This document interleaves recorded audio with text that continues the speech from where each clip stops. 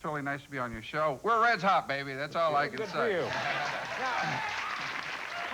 how is it, after you guys defeated Pittsburgh, a pretty good team, a darn good team, after you guys won the pennant by defeating Pittsburgh, everybody is saying, well, it's over. Oakland is going to win. They may even sweep. They're saying it could be Oakland in 4. How could so many people who know so much, are supposed to know so much about the sport of baseball, how could they have been so completely wrong about this? Well, I think they underestimated our ball club all year. We got off to a fantastic start last year, this past year, and we won our first 9 in a row. We opened up about 10 or 11 game lead on the rest of the division. And then we played basically 500 baseball for a long time. Had a lot of injuries after the All-Star break. A lot of injuries. You know, we were in front. We played a lot of different lineups. We rested our people. But once we won our division, and we were able to rest a few of our players about a week before the playoffs started, I knew we'd play very well in postseason play. The Pirate series was great. Yeah. 6 close ball games. Those are great games to watch. And then Oakland came in, and everybody felt, since they had swept the Red Sox and they had all won rested. 103 Yeah. ball games, they were going to sweep us, and I think we just turned the table a little bit and swept them. But I know, even in your wildest imagination, in your strangest dreams, did you think you would sweep them? I mean, what you're talking about here is a team that would have played them close, because you guys had a great year there in Cincinnati. So you're thinking, yeah, this maybe is a pretty good matchup. Well, we felt that we matched up pretty well against them. We felt that if we could score runs off their starting pitching and get the game down to 3 or 4 innings where we could really go into our bullpen, which has really been the strength of our ball club all year, that we would match up well and could beat them. We didn't come in there to be an opponent. We came in there to win the thing. And you saw what happened. The first ball game, we had it our own way. The second ball game, we came from behind. The third ball game, again, we won with a little margin to spare. And the fourth ball game was a very exciting ball game. Because to me, anybody who watched the first inning of that fourth game, they said, well, it'll be a 5-game series. Because right away you lose Bubble Boy, Hatcher, and Eric Davis. They go boom, boom, and they're gone. And you think, well, any other team, that would be the end of it for them. Well, we had a 25-man roster all year, and we had depth on our ball club. Braggs has done a good job. He took over Eric's spot, and Winningham came in and took over Hatcher's spot, and he did an outstanding job also. But I think the whole series and the whole postseason play was epitomized by the fact that our pitching was so good. And when you get good pitching at the end of the year, you equalize good hitting. And certainly Pittsburgh and Oakland had outstanding hitting, but our relievers, I think, gave up 1 run in about 30 innings of postseason play. It's amazing. Well, it really was an amazing thing to watch. I mean, we could discuss this back and forth all night, but the end of it is that it was just truly, for me, the Cincinnati Reds are like my boyhood team. The first Major League game I saw was the Cincinnati Reds back in Crosley Field. Great. And I, born in Tampa, Florida, got the chance to see the Reds train down there all those years when I was a youngster. So now, how did you get that job? Because you were tied up to George Steinbrenner for some sort of... I mean, you had a contract with him not to manage, but just to come out to the house and work on the shrubs or something. You know what? I landscaped his home at one time, believe it or not.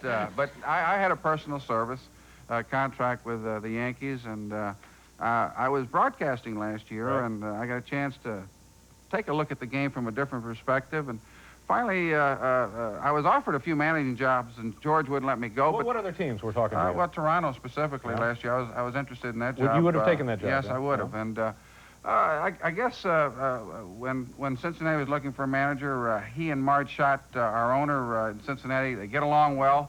And he suggested that she try me, and I went up there and had an interview with Marge, and she hired me, and I told her, look, I didn't come here to manage, I came here to win, and our players really did a job all year. Yeah, you know, this story, if you think about it, there are so many really interesting angles. I mean, the fact that you came from the Yankees, the fact that you had your troubles like other managers with Steinbrenner, the fact that he has to approve in certain terms of you getting out of the contract. You have Marge Schott, who owns the team. You have the mess they went through last year with Pete Rose and all of that. I mean, it's a great story for several different reasons here. Well, you know, I think the big story is the fact that our ball club, when we started, very few people picked us. I mean... I picked you. You know I picked you. Good. Well, you know what? We got to get you down next year either to Riverfront or when we play the Mets here, because Tom Selleck was down there. Is that right? And he's got a pretty good swing. Yeah. So we want to take a look at your swing in the batting You know, cage. Lou, you know for a fact, now you're just being kind, you know for a fact that I am the only non-professional ball player to ever hit a ball out of Yankee Stadium. All right.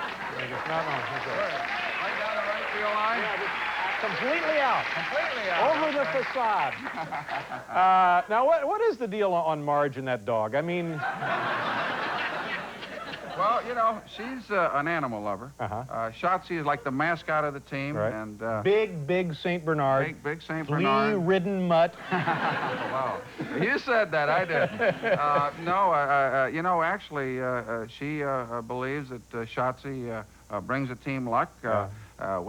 She noticed that back in the late 1800s, in 1890 something, when the Reds won a world championship then, that they had a dog as a mascot. Is that right? Mm-hmm. Yeah. So Shotzi is basically the mascot now of the team. I heard that you guys actually were exchanging dog hair. Is that true? Well, not exchanging, but she would send me some dog hair from time to time for luck. That's like one of those Harry and David things you get around the holidays, isn't it? A lovely gift box of dog hair. And you would keep it with you during a series or I'd something? keep it during the series on my desk, and once in a while she would rub it on my chest. Oh, Lou, what the hell's going on there in Cincinnati? Now, I'll tell you what, Marge was great to work for, outside of the dog hair. And do the players like her, or are they all just kind of... No, they like her. Yeah. They really do. You know, one thing about Marge, when she brought me over, she said, look, I'm going to let you do a job. I'm not going to interfere. And she was true to her word all summer. In fact, a couple times when we did struggle during the course of the summer, she would pick up the phone and be very encouraging. Very unlike George. Yeah. No, yeah. Have you talked to George since you won? No, I haven't. But when I get down to Tampa, Florida, I'll make sure that I look him up. Yeah. Now, did Pete Rose? Did he figure in this team at all? Did he build any of this team? Did he?